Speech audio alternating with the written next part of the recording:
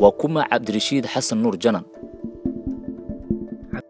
عبدالرشيد جنان waxa uu ku dhashay duleedka degmada Doolow si gaar ah deegaanka Geedweyn ee waqooyiga gobolka Gedo waxa uu ku soo barbaaray isla deegaankaas balse bilowgii 1995 isagoo da'yar ah wuxuu ku biiray ururkii al-Ittixaad ee gobolka Gedo kaas oo waqtigaasi la dagaalamayay ciidamada Itoobiya ee gacanta siinayay kuwii ururka SNF ee la wareegay degmooyinka Beled Xaaw Doolow iyo Luuq ee gobolkaasi عبدالرشيد wuxuu gacan yare u ahaa Sheekh Maxamed Macalin Nuur oo waqtigaasi ahaa gudoomiye ku xigeenkii ururka al-Ittixaad muddo uu qarsanaa laguna arag masraxa siyaasadda dalka waa uu soo hilaacay mar qura isagoo noqday gudoomiyihii degmada Doolow ee dhacda xuduudda Itoobiya bilowgii 2009 markaas oo xiriir wada shaqayn oo sal adag dhex martay isaga iyo saraakiil Itoobiyaan ah oo xuduudu ay fariisan wahayd waxa laga xusi karaa Colonel Tiqley iyo Colonel Ali saraakiishaas oo dhowr sano halkaas ka talin jiray walow qudhoodu uu saameeyay isbeddelka ka dhacay Itoobiya sanadkii hore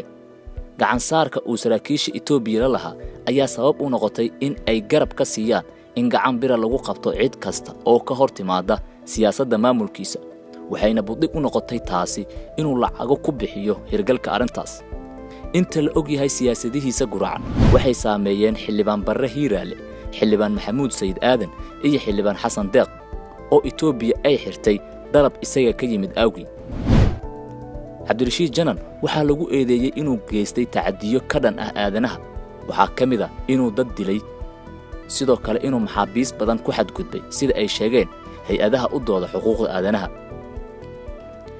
u dooda xuquuqda aadanaha ayaa xusay in wasiirka amniga Jubbaland ay tahay in uu gurto miraha cadaaladda ay heleen dadkii uu dhibaatada u geystay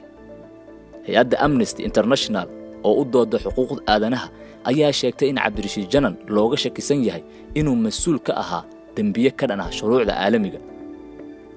maamulkiisu wuxuu xoog muqoonin ku hayay shacabka saddexda degmo ee Doolow Beled Xaaw iyo Luuq Ganaane dawladda Soomaaliya ayaa haddaba Janan xirtay 31 bishii 8 2019 iyadoo dawladdu ay sheegtay in loo haysto dambiye ka dhan ah aadanaha kadib muddo ay jarneed warqadiisii ogolaansho ee haddii la qabto lagu xiri karo taas oo ay soo saartay maxkamadda gobolka Banaadir warkiisa la xiriira in la qabtay markiiba waxa soo dhaweeyay hay'adaha xuquuqda aadanaha u dooda laakiin maantadan oo ay taariikhdu ku beegan tahay 28 January 2020 isla dawladda ayaa sheegtay in Janan uu ka baxsaday goob uu ku xirnaa kadib markii uu jabiyay daaqad haddaba su'aalahan ayaa la isweydiinaya sidee buu u fakaday Janan halkee lagu hayay qof sidan dhan loola xiriirinayo xadgudub aadane inuu ku kacay